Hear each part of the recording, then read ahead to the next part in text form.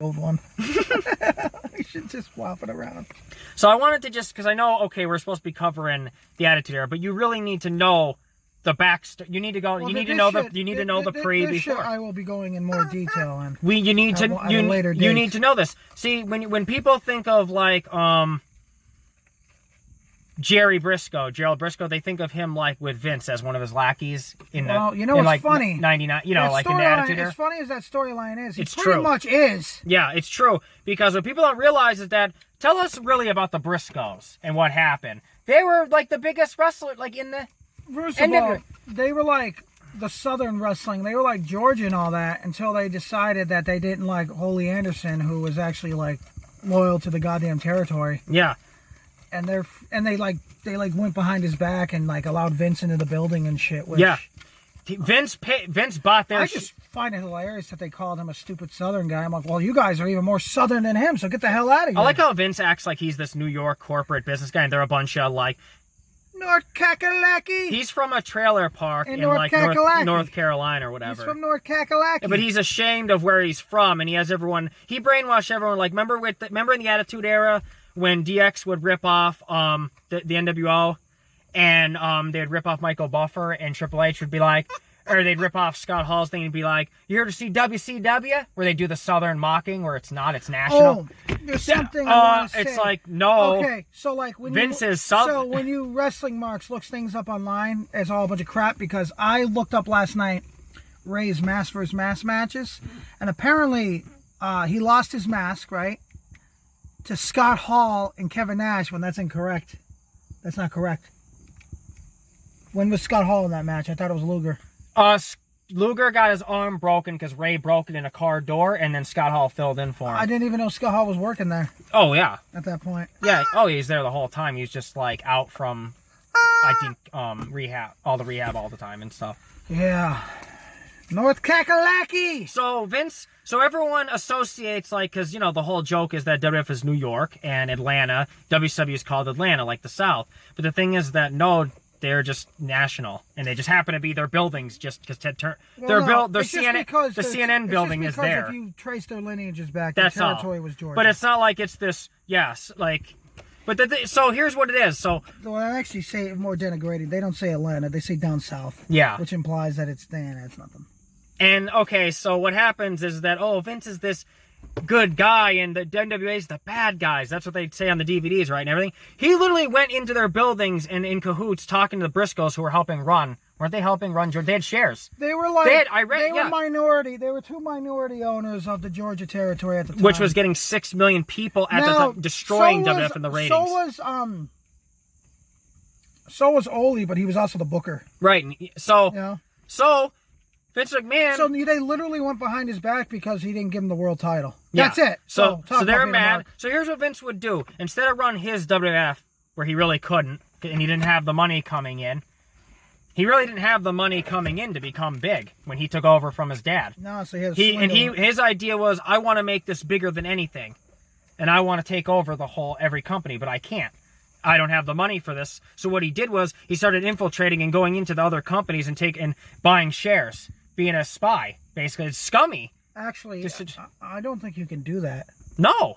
I don't think you can just break into a building. He was going in and he talked to Briscoe and he bought the shares off. He did horrible things to try to take them out, and he couldn't. He never got them. Because Ted Turner... listen, the Briscoes had, the Briscoes had, 5% each.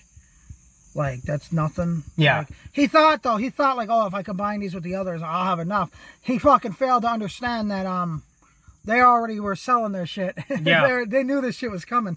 See, everyone could say what they want about Ole. Oh, he's bitter, this, that. Ole was smart. He knew what was coming. He knew what that asshole in New York was going to do. So he was prepared. And now Vince has convinced everyone he's the wrestling wanted to shake, guy. They promised you, that's not how it is, man. That's not how it is. Yeah. So they're like, I want to... Sorry about that. He's like, all right, well, we got to do he wanted to cut their hands and do a blood shake. Yeah.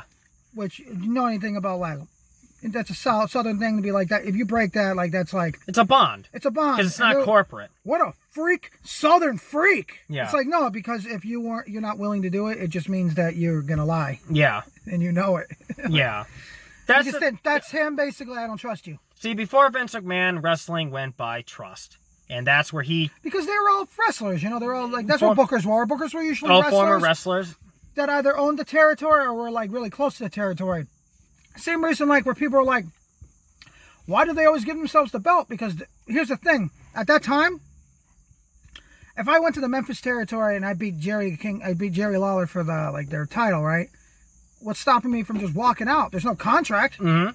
So they only gave the belts to people they trust. That's why Vern had it for so long until he's like, okay, then he got Nick Bockwinkel. Okay, I could trust him. In the AWA, yeah. He found out I could trust this guy. A lot of times you'll have It's not that they want to hold on to the belt that long. They want to have like a bunch of people they can trust, and it's like they never want it again. That's the thing that people don't understand. Because you got to understand. They'll be like, why does this guy get pushed? They're not like today. They're not marks for themselves. Yeah. They don't think in the end, a belt is meaningless. Yeah. It's meaningless. It doesn't matter. It's not real. It doesn't matter if John Cena has 15 reigns. It doesn't matter.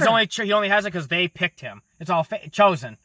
Like in WWE right now, I don't understand why people need so many reigns because it's not like they can get up and leave. Yeah. You know? Yeah, before it mattered, like... Oh, he got 15 reigns, like, and it's fake. Yeah. Like, bro, I could just say, you know what? I'm going to call, I'm going to give Curtis Axel 25 world title reigns. I can do it. You can do whatever you want. Whether it's smart or not, it's irrelevant. Yeah. It doesn't have to be smart. We've seen that today. Nothing smart. Yeah. You got a guy holding on to the belt for 1,000 days. It's like, all right, 300, okay. 400, running out of time here. 5, okay. And you still got another 500 to go. It's still going. It's insane. It's insane. Just get the damn thing off him already. So I guess we could call this portion the pre-90s territory, or what really happened. And how WWF didn't invent anything. They didn't do anything. You know, Vince McMahon is insane, though. Like, not only... Here's the thing about... Okay. So, yeah, I know. Time's going on this part. We're talking for 40 minutes, and we just had to go into, like, how everything is a lie at the beginning. Forget about, like, getting into the Attitude Era. It's all a lie on just what you believed before that. I'm stopping on his reign. It's still going. I can't believe how long it is. Yeah. 1,000 days. Jesus Christ, Bruno.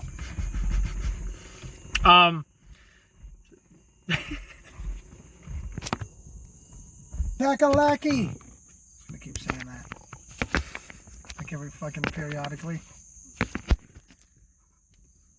I don't know. So basically, this part covers the pre-90s territory into the 80s modern day wrestling, which Vince McMahon has everyone brainwashed to think there's territory where they're not national and nobody remembers or seen it. Then there's me who made wrestling in the 80s.